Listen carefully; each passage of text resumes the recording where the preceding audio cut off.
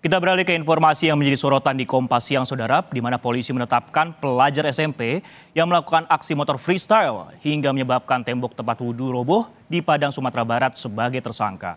Pelaku dijerat pidana sesuai dengan Undang-Undang Peradilan Anak.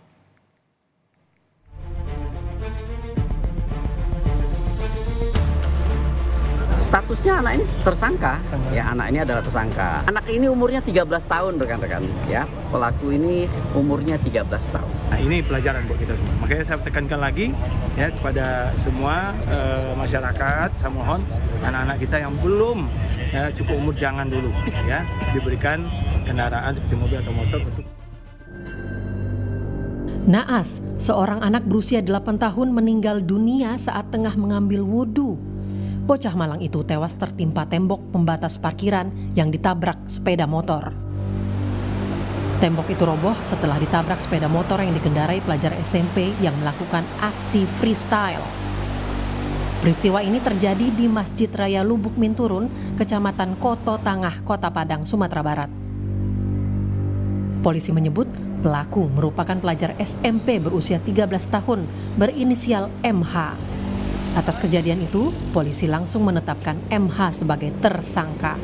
MH disangkakan dengan pasal 359 KUHP tentang kelalaian yang menyebabkan orang lain meninggal dunia. Anak-anak remaja ya, umur rata-rata 14 dan dari 12 sampai 14 tahun, mereka ada beberapa orang. Satu anak ini yang melakukan jumping itu tidak bisa mengendalikan sehingga menabrak dinding tempat wudhu sholat. Namun tetap peradilan yang kita lakukan adalah peradilan anak itu ada khusus dalam penanganannya. Berarti statusnya apa Pak Kapolres?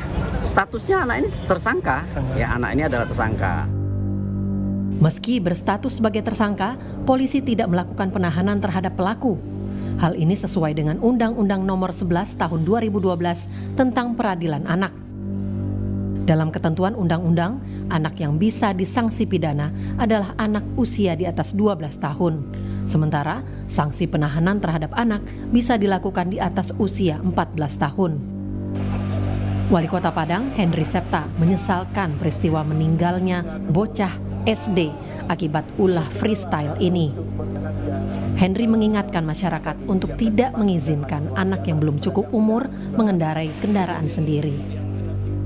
Jadi pelajaran bahwa tidak semua anak-anak yang belum cukup umur boleh membawa kendaraan ke sekolah. Jadi artinya terpulang dari apa yang telah terjadi, aturan tetap harus kita tegakkan bahwa anak-anak kita yang belum cukup umur jangan dulu membawa kendaraan. Peristiwa mengenaskan itu terjadi di Masjid Raya Lubuk Minturun, Kelurahan Lubuk Minturun, Koto Tangah, Padang, Sumatera Barat, Senin lalu.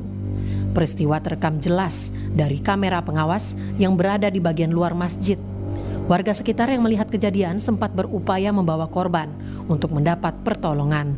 Namun, nyawa korban yang masih berusia 8 tahun itu tidak tertolong. Tim Liputan, Kompas TV. Lantas seperti apa kelanjutan kasus tewasnya siswa SD yang tertimpa tembok masjid di Padang, Sumatera Barat?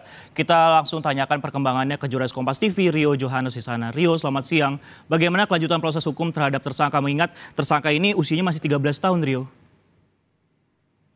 Saudara, hingga saat ini memang pihak kepolisian masih menerapkan penanganan untuk kasus ini secara hukum. Itu sudah menetapkan tersangka, yaitu pelajar yang mengendarai sepeda motor yang menghantam tembok pembatas antara parkir masjid dengan tempat berwudu. Sejauh ini memang meski sudah ditetapkan sebagai tersangka, tapi MH ini, pelajar SMP 13 tahun ini, tidak dilakukan penahanan. Dia masih bersama orang tuanya. Nah, ini karena statusnya juga adalah anak berhadapan dengan hukum. Untuk bagaimana ke depannya, apakah ada restorasi justice, pihak polisi masih menunggu pernyataan resmi dari kedua belah pihak keluarga yang katanya sudah berdamai. Demikian, Sisko. Nah, ini kan seperti yang Anda katakan, informasi pihak keluarga korban memilih jalur damai. Bagaimana kemudian kelanjutannya, Rio?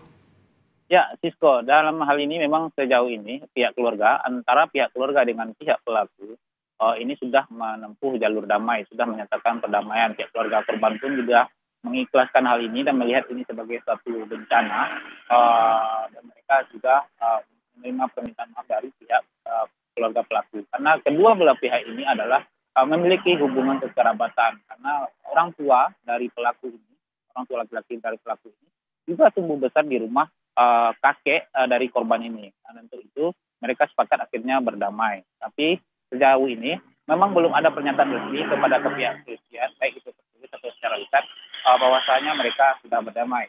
Berikut kutipan wawancara saya dengan ibu dari korban.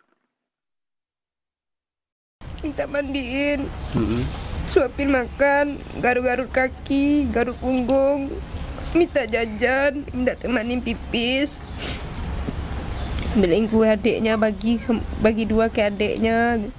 Kami ikhlas aja sekeluarga. Orang baik ikhlas.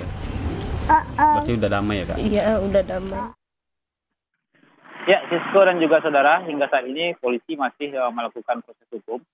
Mereka untuk menempuh jalur restorasi justice, mereka masih menunggu pernyataan resmi dari pihak keluarga korban maupun dari pihak keluarga pelaku, pernyataan surat damai mereka untuk proses restorasi justice. Demikian.